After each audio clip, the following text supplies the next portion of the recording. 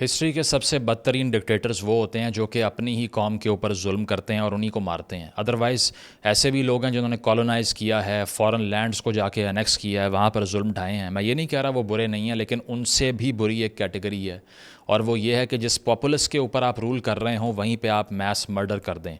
तो हसीना वाजिद साहिबा, जिन्होंने ऑफिशियल सोर्सेज के मुताबिक 300 स्टूडेंट्स का कत्लेआम किया पिछले कई दिनों में, और अनऑफिशियल सोर्सेज के मुताबिक तकरीबन 1000 स्टूडेंट्स को मार दिया, हज़ारों को ज़ख्मी किया, आँखों में पैलेट गन्स के अटैक करके गोलियां मार के अंधा कर दिया, नाबीना कर दिया स्टूडेंट्स को। Ultimately she has succumb to her own operation. Finally आज दोपहर 2:30 बजे बांग्लादेश से हेलीकॉप्टर की एक परवाज़ उड़ती है जो कि वीडियो में देखी जा सकती है। उसमें वो और उनकी बहन रेहाना मौजूद थीं, जो कि ब्रिटिश सिटीज़न भी हैं। और पहले बताया जाता है कि वो दरअसल फ़िनलैंड जाना चाह रहे हैं, जा नहीं सके। उसके बाद एक फ़ुटेज सामने आती है जो कि उनकी कुर्मितोला वेस्ट बंगाल में लैंड करने की फ़ुटेज है, यानी कि they make it to India.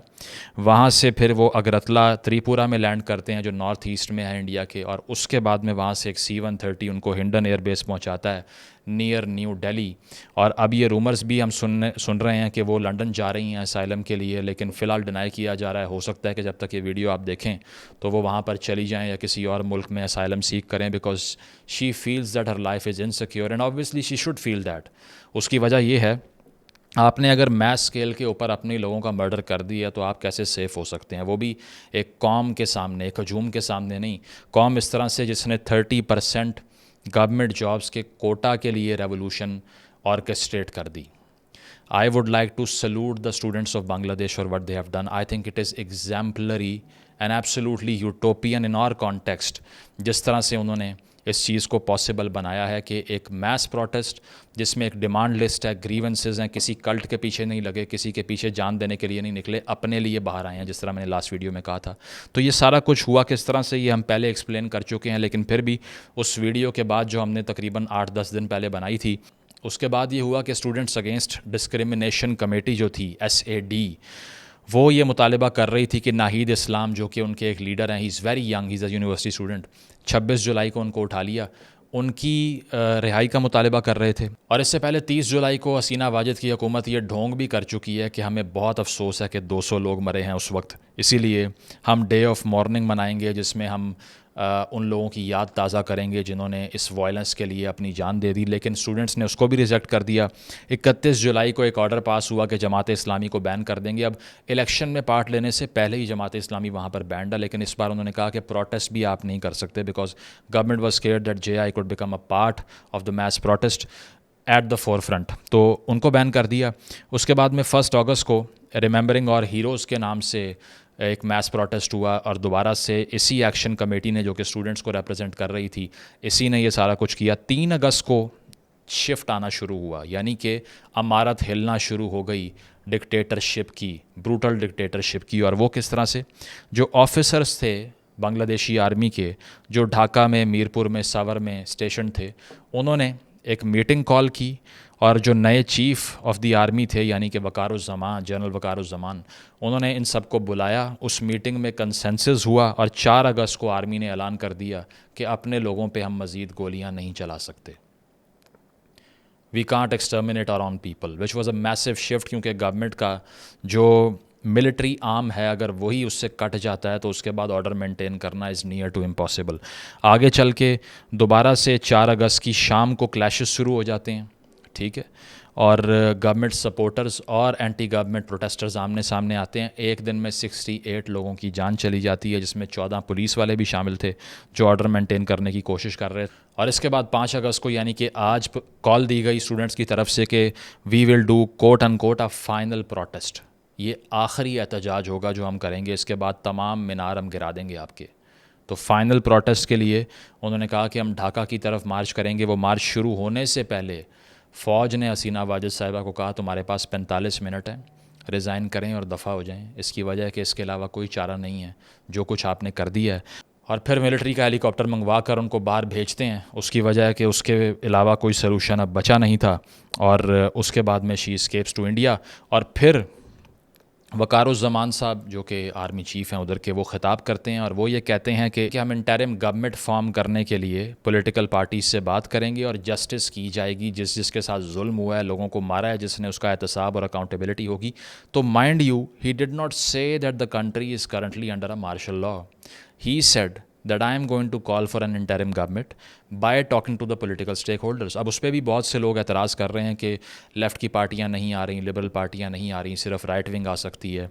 Yes, that's a possibility है, इसको हम एंड पर डिस्कस करेंगे। लेकिन इसके बाद वो ये कहते हैं कि आर्मी को कुछ वक्त दें और कोई कर्फ्यू अब लगाया नहीं जाएगा। बांग्लादेश में इंटरनेट रिज्यूम कर दिया गया, 3G 4G सर्विस रिज्यूम कर दी गई।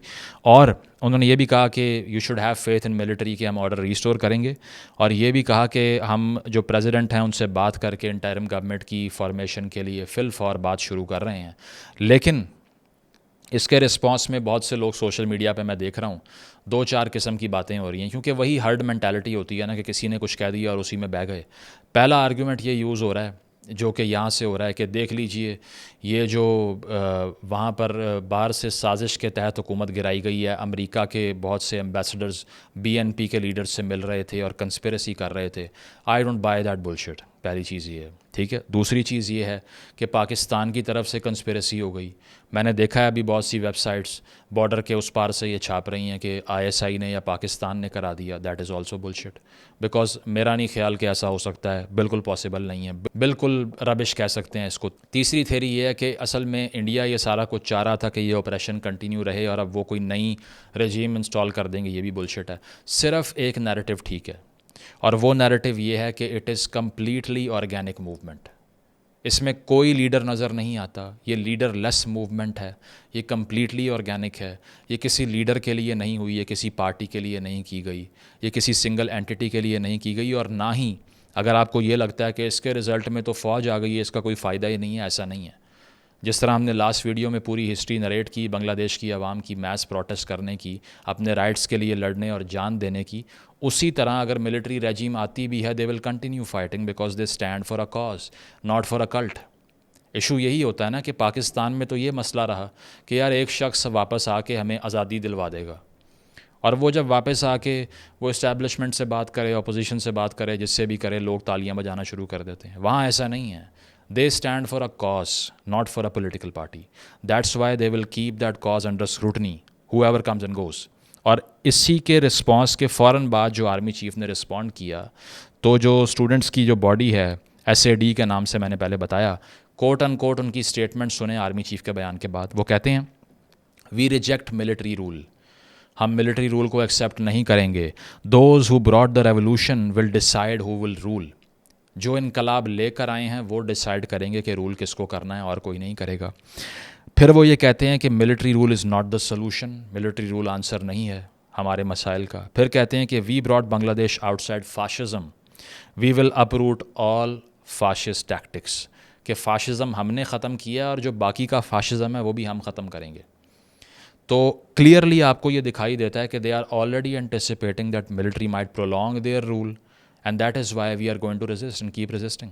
अदरवाइज़ अगर कोटा प्रोटेस्ट होती तो सुप्रीम कोर्ट ने तो 97% जनरल सीटें दे दी आपको, उन्होंने तो सिर्फ 3% कोटा रख दिया, आपकी डिमांड से भी ज़्यादा आपको दे दिया। फिर भी वो खामोश इसीलिए नहीं हुए because they wanted a full scale democracy, not the one party state of Hasina Wajid. जो वो कर रही थी कि ना अपोजिशन को छोड़ा, उनको जेल में डाल दिया, ना इंटरिम गवर्नमेंट्स आने दी इलेक्शन से पहले। अच्छा जी, जो इंडिपेंडेंट कैंडिडेट्स हैं उनको भी अपने विंग्स के नीचे ले लिया, नौकरियां भी अपने लोगों में बांट दी, डिसेंट भी क्रश कर दिया, सोशल मीडिया भी बैन कर दिया, इसके अलावा इलेक्शन की शैम एक्सरसाइज करवा दी। वो सारा कुछ करने के बाद ये जो मूवमेंट थी ये सिर्फ कोटा तक महदूद नहीं थी। I won't call it a quota reform movement any more, it will be the liberation of Bangladesh movement. As far as I'm concerned, I should call that liberation of Bangladesh movement.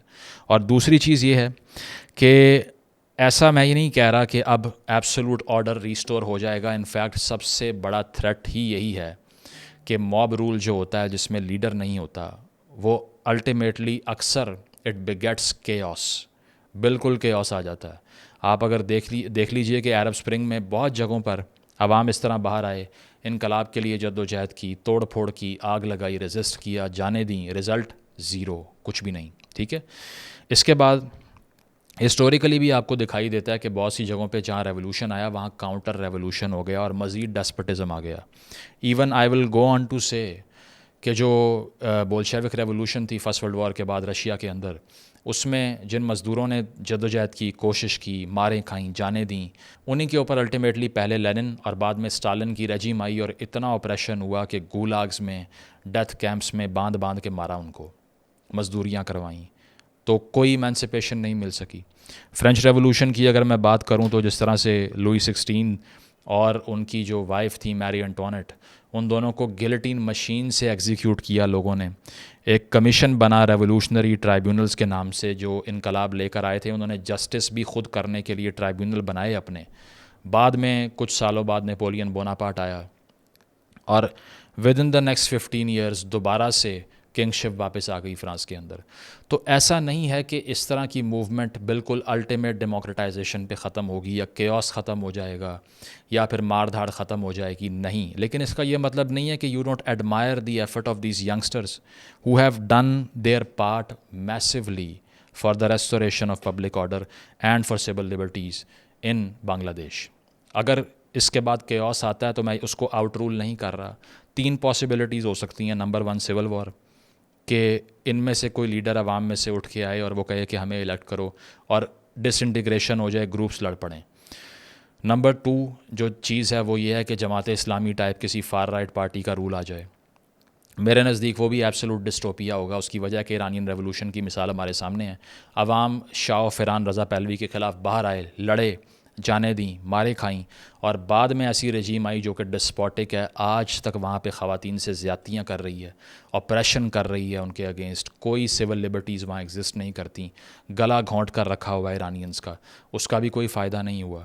तो उस तरह की far right रजीम भी आ सकती है। And number 3 is military rule. 1975 से 1990 तक जिस तरह बांग्लादेश मिलिट्री रूल में रहा वैसा भी हो सकता है। But the only ray of hope and the only faith that I can put on is on the students, the youngsters, the revolutionaries of Bangladesh. वो लोग जब तक रेजिस्ट करते रहेंगे, जब तक किसी कल्ट का शिकार नहीं होंगे, पॉलिटिकली कॉन्शियस रहेंगे, nothing can undo their grit and their determination in the face of fascism. So I wish my best to the people of Bangladesh. What they have done is a massive, a towering effort, an absolute utopia for many people in the world. और उन्होंने ये साबित किया है कि आपके ख़िलाफ़ जिस मर्ज़ी किस्म के स्केल पर ऑपरेशन हो, अगर आप उसके आगे खड़े होना जानते हैं तो आपको कोई रोक नहीं सकता। Because never under estimate the power of people. Thank you.